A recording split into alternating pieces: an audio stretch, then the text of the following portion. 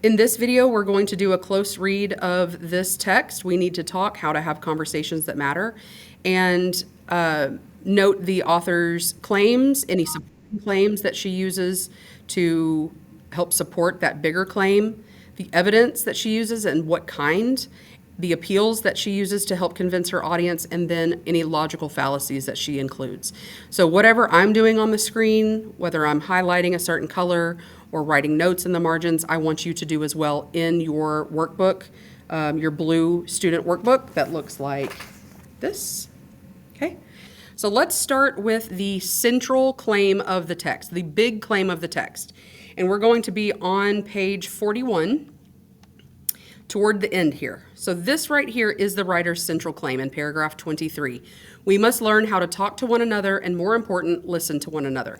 So take your pink highlighter and we're going to highlight this pink because we always highlight our claims pink. And we're going to label this our central claim. And her central claim is society needs to be better at communication, which includes both speaking and listening. And she really focuses on the listening bit of communication. All right, to help bolster her claim, to support her claim, she provides a couple smaller claims. The first one we're going to take a look at is here in paragraph 7. So this is after she tells the story about the plane that crashed. And she observes that most communication experts who listened to the black box recording concluded that co-pilots should be trained to be more direct with their captains. But my first thought when I read the transcript was that we need to train pilots to listen better. So her claim, what she thinks needs to happen, is that we need to train pilots to listen better. And the evidence that she uses to support this claim is this anecdote here about the first officer and the captain. So where they're talking to each other about the ice on the plane. Right? The type of evidence this is anecdotal. This is an anecdote. It's a short story that the writer is using to support her claim here in paragraph 7. So we need to highlight all of this evidence from paragraph 3 through paragraph 5, yellow, for evidence. Support her claim here, or to explain how this evidence here and the example from the plane crash supports her claim that we need to train people to listen better to prevent those communication failures. She says, it may seem that the stakes will never be that high for most of us, that lives will never hang in the balance of our conversations. But let me ask you this. Have you ever been admitted to a hospital? So she's giving this explanation that in our personal lives, it might not seem like the stakes are that high. It's never that serious, because we don't deal with life or death situations, but we might be the receivers of that care, like if we need to go to the doctor or go to the hospital. And imagine for a moment how important it is to get these conversations exactly right. The need for brevity and efficiency must be balanced with careful listening. So here is her explanation, her logical reasoning. We're going to highlight that green for reasoning. The next bit of evidence that she uses to support her claims is this anecdote that she includes from when she was working on a radio station, and she interviewed this couple who had been separated during a hurricane or a earthquake. Yeah, during an earthquake. So they reunited over the air, and it was this embarrassing situation for the author because she didn't expect the emotion that happened as a result.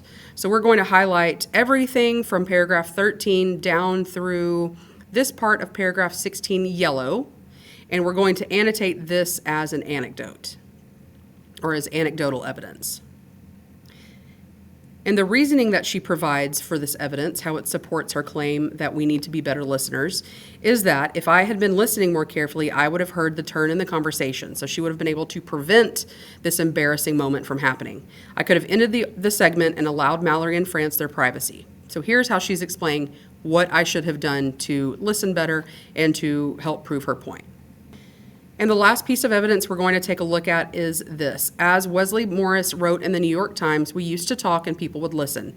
People still gathered for the evening news. Mass culture was experienced en masse. A national conversation involved a large portion of the public talking about both important and frivolous stuff, more or less at the same time. So we don't know who Wesley Morris is. All we know about him is that he published in the New York Times.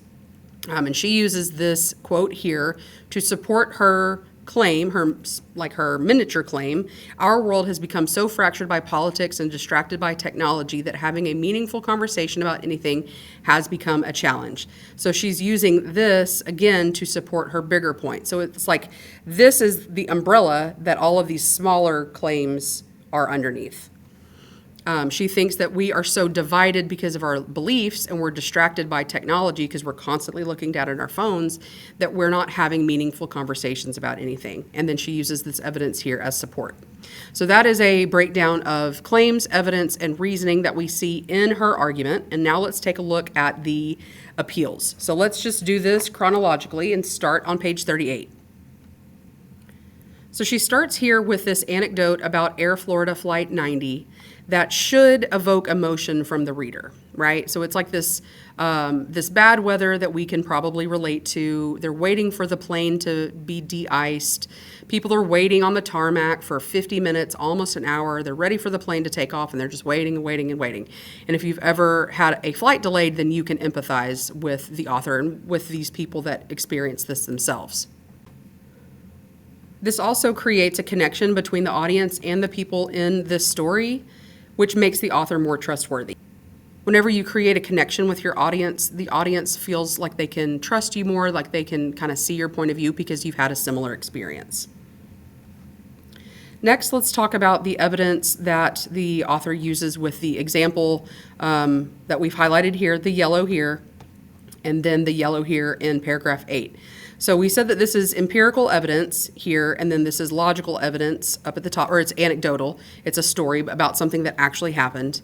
And using this logical reasoning appeals to the audience's sense of logic and reasoning. It also shows that the audience should believe what she is saying since she's using facts and data. So we can verify this story about the flight, and we can also find where this study was done.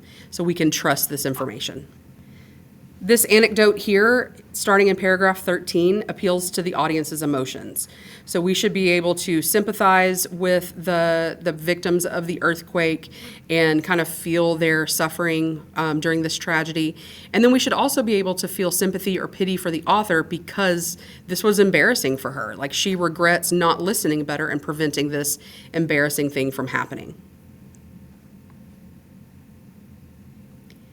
And last, in paragraph 21, the author uses this quote from Wesley Morris, who we don't know anything about. We don't know like what he does for a living, why we should believe what he has to say about this. But because this was published in the New York Times, this is a like well-read or widely read, typically pretty centrist as far as like political beliefs go. So it's balanced and it's prestigious. Like it's well respected around the world. So that makes this a trustworthy source, which creates that connection with the author. We should believe what she has to say because she's using evidence from a trusted source. Last, let's talk about the logical fallacies in this text. And the author uses two logical fallacies here. She uses a hasty generalization and an either-or fallacy. So let's talk about hasty generalization. She says, my first thought when I read the transcript was that we need to train pilots to listen better. So she's putting basically all of the blame on the pilot, when in reality, the pilot and the captain didn't know about the instrument panel being clogged with ice. So even if the captain or the first officer or the pilot, whoever, had been listening better, I don't think it would have mattered because they didn't know about this issue. So that makes this a hasty generalization because she didn't consider all of the facts. And the last fallacy is the either or. So she gives two options here. Either co-pilots need to be trained to be more direct with their captains, which she mentions here about the communication experts, or her conclusion, which is that pilots need to be trained to listen better, and she doesn't consider other issues related to the problem or other solutions even. So that makes it either or. There's only two options. Make sure that you have annotated in your text before moving on to the next step in the lesson.